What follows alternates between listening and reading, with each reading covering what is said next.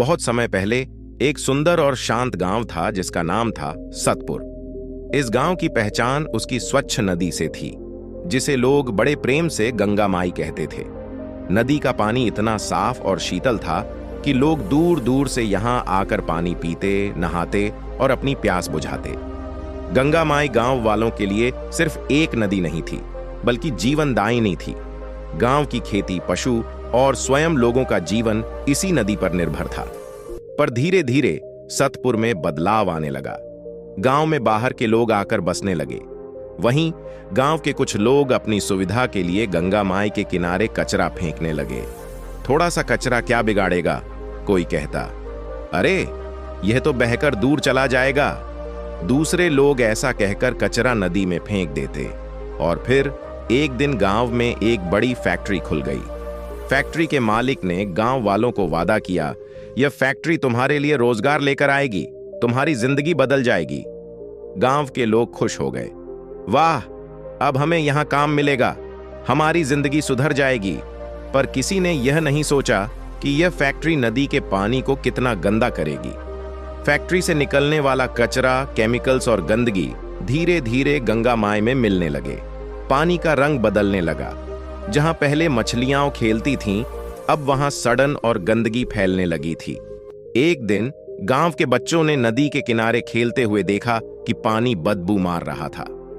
यह कैसी बदबू है? एक बच्चा चिल्लाया। दूसरा बच्चा बोला, क्या इस पानी में अब नहाया भी जा सकता है? बच्चे दुखी थे।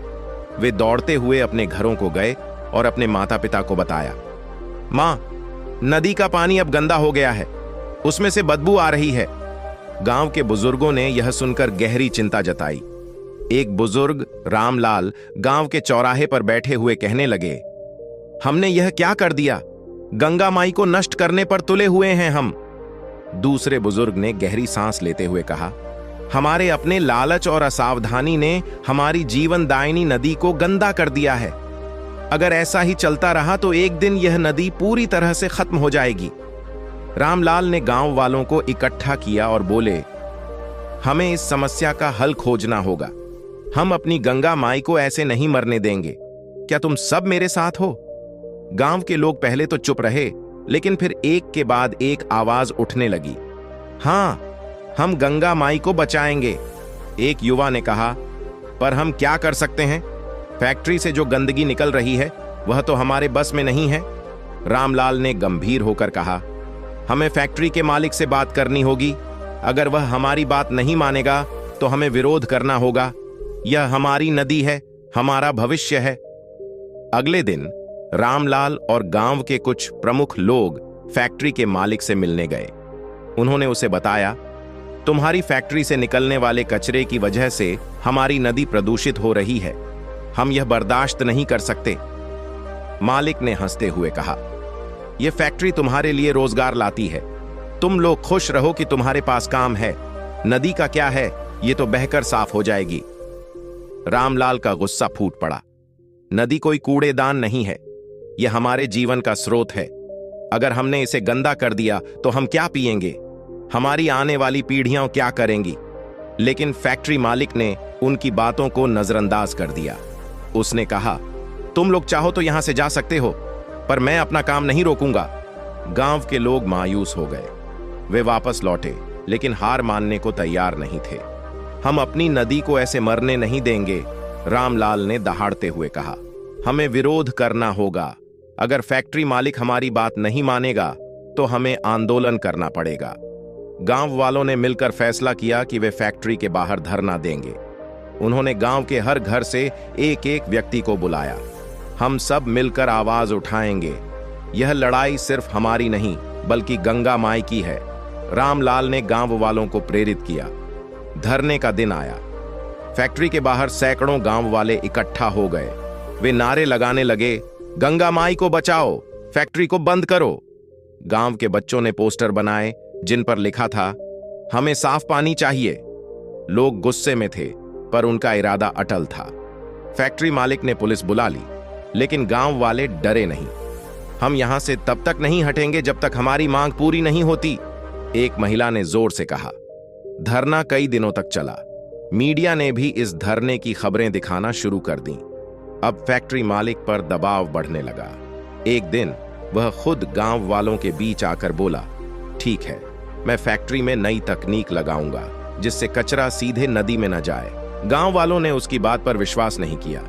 रामलाल बोले, हमें सिर्फ वादे नहीं, काम चाहिए। जब तक हम खुद यह नहीं देख लेंगे कि फैक्ट्री से कोई गंदगी नदी में नहीं जा रही, तब तक हम यहां से नहीं हटेंगे। फैक्ट्री मालिक ने मजबूरी में गांव वालों की बात मान ली। कुछ हफ्तों बाद फैक्ट्री में नई तकनीक लगाई गई जिससे कचरा ठीक तरीके से निपटाया जा सके। धीरे धीरे नदी का पानी साफ होने लगा। गांव वालों ने राहत की सांस ली। अब हमारी गंगा माई फिर से शुद्ध हो जाएगी। रामलाल ने गांव के सभी लोगों से कहा, यह सिर्फ शुरुआत है, हमें अब हमेशा सतर्क रहना होगा। जल प्रदूषण को रोकने का काम कभी खत्म नहीं होता। हमें इस नदी की रक्षा करनी होगी जैसे यह हमारी मां हो। गांव के लोग अब और भी जागरूक हो गए थे। उन्होंने तय किया कि अब कोई भी नदी में कचरा नहीं फेंकेगा। उन्होंने गांव के हर घर में सफाई और स्वच्छता के नियम बनाए।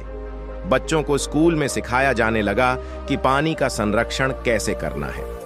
गंगा माई धीरे धीरे फिर से जीवंत हो गई। मछलियां फिर से तैरने लगीं। लोग फिर से उसके पानी में नहाने और उसे पीने लगे। गांव के लोग अब और भी ज्यादा खुशहाल थे क्योंकि उन्होंने यह समझ लिया था कि जल ही जीवन है। हमने अपनी नदी को बचा लिया, एक युवा ने गर्व से कहा।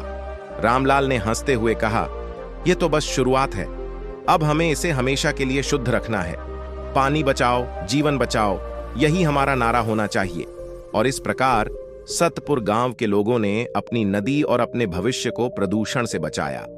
यह कहानी सिर्फ सतपुर की नहीं, बल्कि हर गांव, हर शहर की है। हमें अपनी नदियों, झीलों और पानी के स्रोतों की रक्षा करनी होगी। जल प्रदूषण सिर्फ एक समस्या नहीं, बल्कि हमारी जीवन रेखा पर हमला है। अगर हम इसे आज नहीं रोकेंगे, तो कल हमें इसका खामियाजा भुगतना पड़ेगा। गांव के बच्चों ने मिलकर एक गीत बनाया, जिसे वे हर दिन गाते थे। जल ही जीवन, जल ही माई, इसको बचाने की बारी आई। गंगा माई को साफ रखना, यही हमारी जिम्मेदारी आई। सतपुर के लोग अब जागरूक हो गए थे और उन्होंने यह कसम खाई कि वे अपनी गंगा माई को कभी गंदा नहीं होने देंगे।